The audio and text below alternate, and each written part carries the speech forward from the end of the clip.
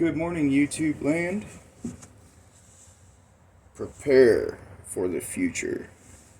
That's actually some excellent advice. We should. Especially with what's going on now. It's 11:11 and 64 degrees in December in Missouri. I'll take it. Anyway, since I have turned 40, I've taken these last few days to do a little fasting and some prayer because I needed to. Because, well, whatever's coming up is going to be a whole different ball game than what we're used to. I think a lot of us know that. We do. And right now is the best time to just get 40 years of dead weight and living in the wilderness. Get that gone.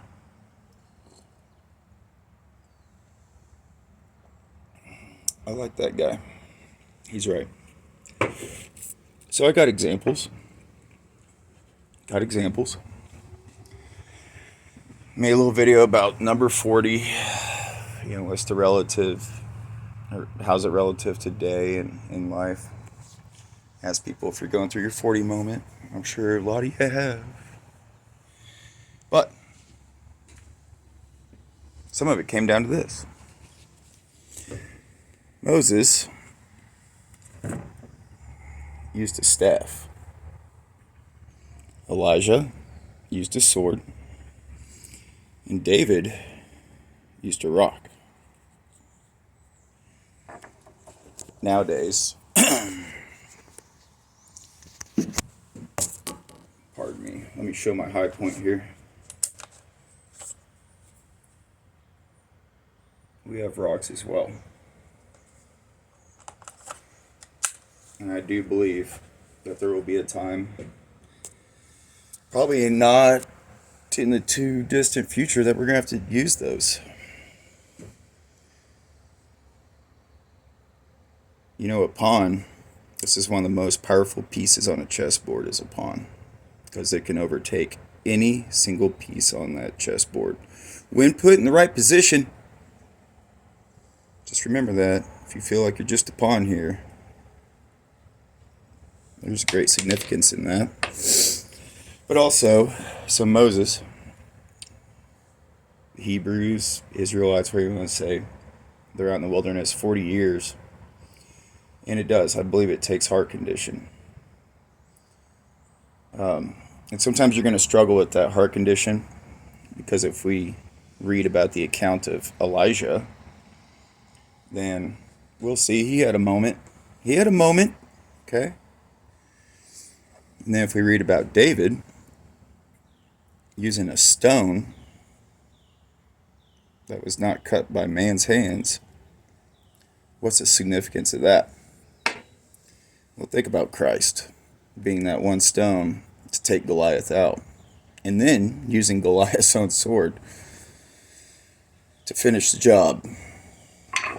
These are just for fun. My cousin actually made these for me for my birthday.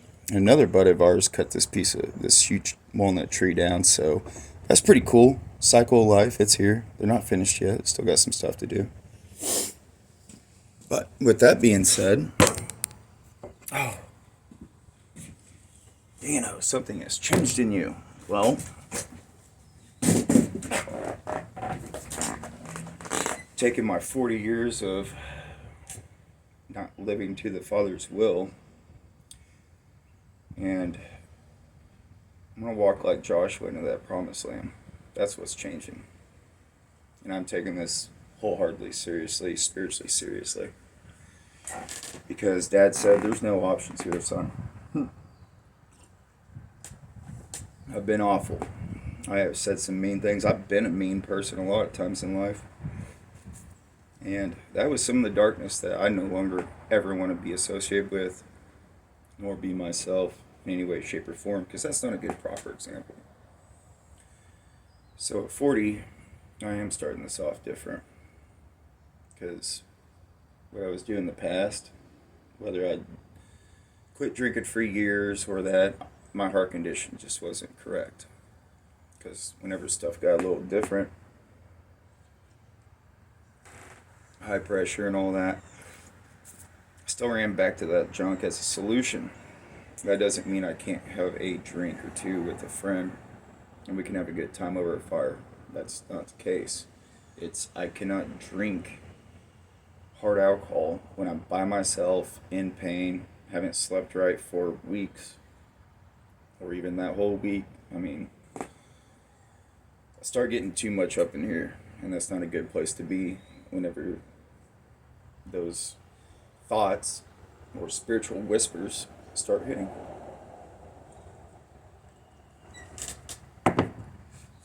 I have prayed to the Most High to take this severe pain from my foot.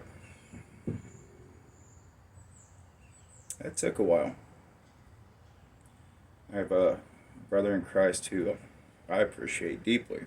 Sent me out this stuff. It's the DHA, something else blend, and it helps with nerves. And to be honest, you have to take it for a while, but it has. It's taken down the inflammation of everything to where it's just not so all the time. Because I had back issues already way before this. I've had herniated discs numerous times. I've slipped disc. I got told you're not going to be walking by the time you're 28. Let me show you something, doctor.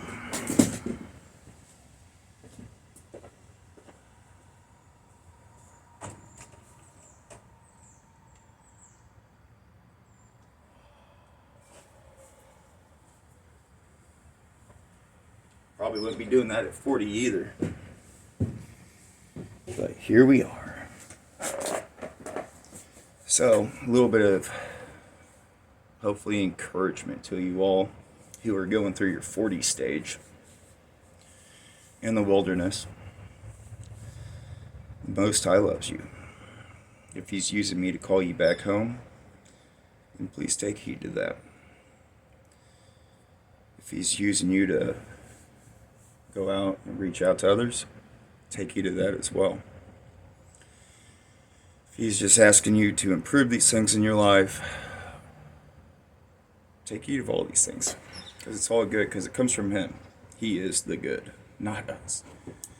I'm horrible, or used to be. But when I walk with Him in His Spirit, that man can die, and he can stay dead.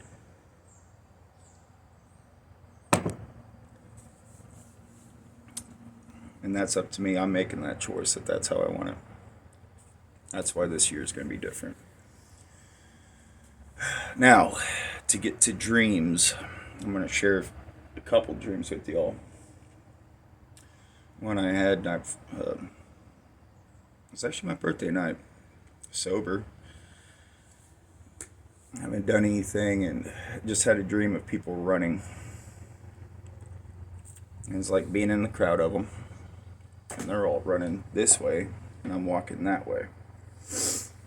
And at first, it was just like, I was just normally walking. But these people are running and screaming for their lives. What do you think they're running from? I can tell you. They're running from Christ. Because bro had his sword out. That's who they were running from.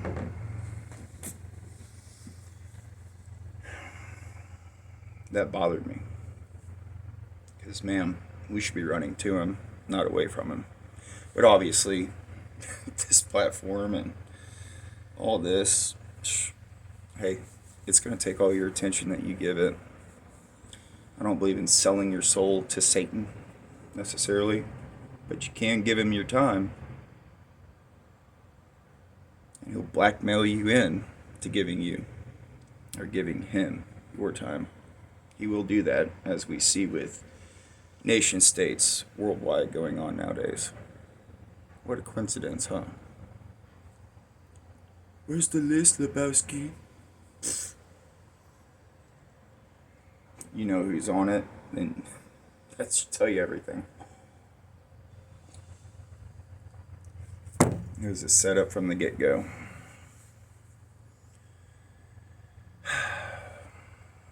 The second dream is I was going to go get people. This isn't being a security detail. This is going in and being offensive about this.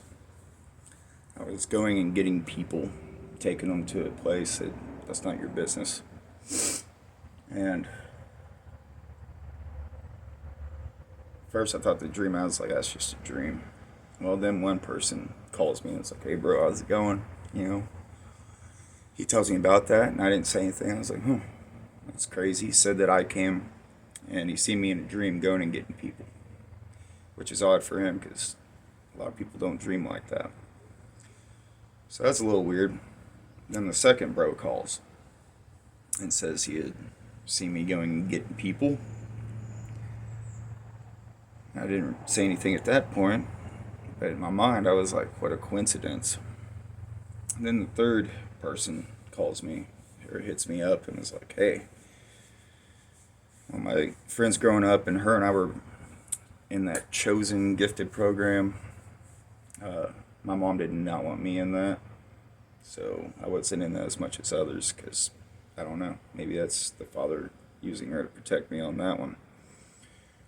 But it's kind of weird that some of us who had been in this chosen program are seeing some weird shit today. And you can look this up. It's called indigo children. It's a weird term for it. Now, I don't believe in all this hippy dippy crap. I don't believe in crystals, and I don't believe in, oh man, the Anunnaki and all that. Hey bro, a giant's a giant. It's called a Nephilim in my book. Does it bleed? Good. Then we can take it down.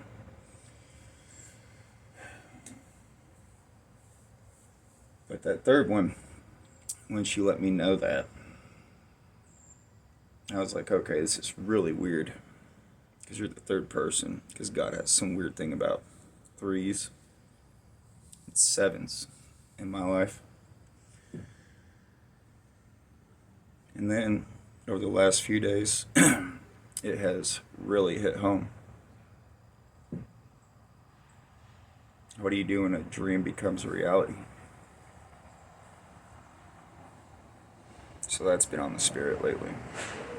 That's why I'm making these changes now. If it happens, it happens. If it don't, I'm still going to give the Father thanks. So whatever you do today,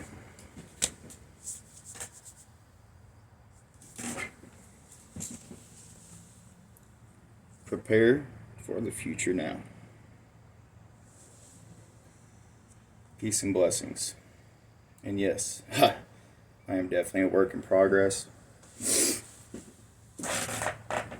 But instead of sitting down and telling you about it, now it's time to walk. It's looking about that time.